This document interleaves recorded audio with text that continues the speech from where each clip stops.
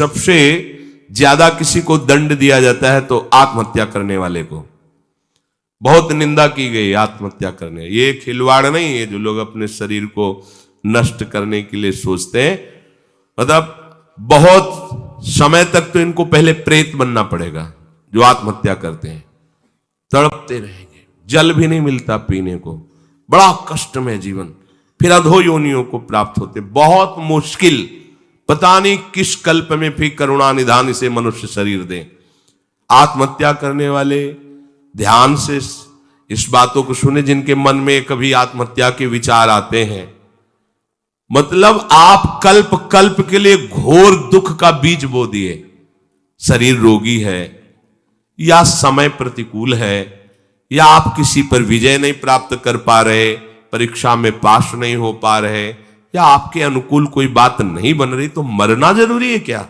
मरने से समस्या का समाधान हो जाएगा क्या?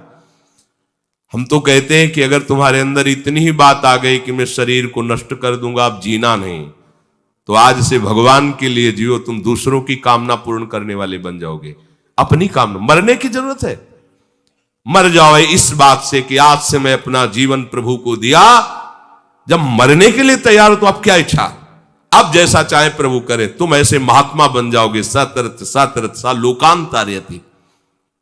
अगर आत्महत्या की तो आप दुर्गति को समझ लीजिए, भयानक प्रेत योनि, जहां स्वेच्छा से आप जल भी नहीं पी सकते, भले नदी किनारे रहिए, स्वेच्छा से, और भयंकर जलन, अशांति, एक जगह चैन से नहीं रह सकता। गोकर्ण जिसे अपनी स्थिति बताता है, धुंधकारी जो प्रेत योनि को प्राप्त है, भैया किसी तरह बचा लो, भयानक कष्ट में हो।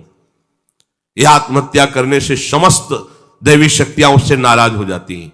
तुम्हें जीवन मिला है दुख से लड़ने का, ऐसे अच्छे काम करो, ऐसे भजन करो, तुम्हारा मंगल हो जाए। देखो, भोगों में यदि तुम रति करके अधर्माचरण से, पापाचरण से भोग भोगोगे तो तुम्हारा अंतिम निर्णय यही निकलेगा, ध्यान रखना।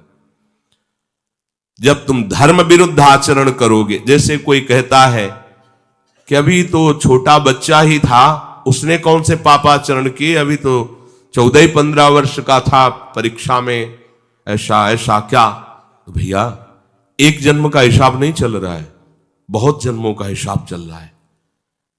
अगर उसके सुकृत काम करते तो माता पिता उसके ऐसे न मिलते कि उसको टॉर्चर करते, तभी तो ऊब गया जीवन से। अब किसको क्या कहें। तो हमें लगता है कि उसके दुष्कृतों के परिणाम स्वरूप ऐसा उसको वातावरण मिल जाता है कि कोई नहीं तो आत्महत्या करने का उत्साह नहीं आना चाहिए।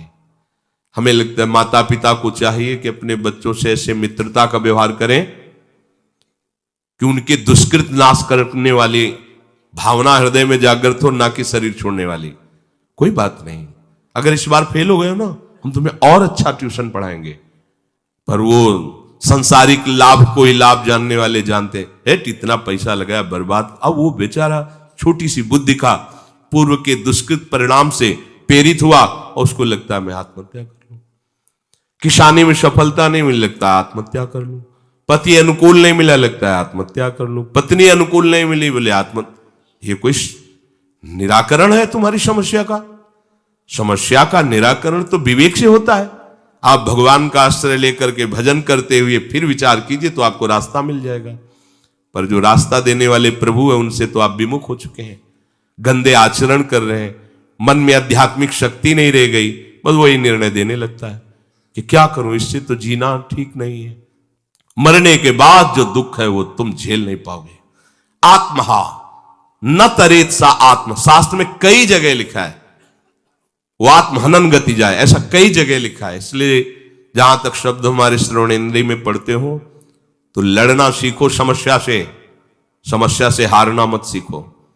समस्याएं तो आती रहेंगी, लेकिन तुम्हारा जो जीवन है बार बार नहीं मिलेगा। और नाम जप करोगे तो सबसे जीत जाओगे। नाम जप करोगे तो दूसरों को भी बचाने वाले बन जाओगे।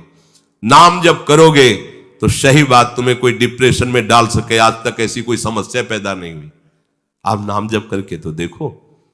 पर प्रभु से और प्रभु के नाम से आपका परिचय नहीं तो बस देहाभिमान में फूले घूमते हैं। जहां उस देहाभिमान में ठेस लगी तो लगा देह को नष्ट कर, अरे देह को नष्ट करना कोई समस्या का समाधान थोड़ी।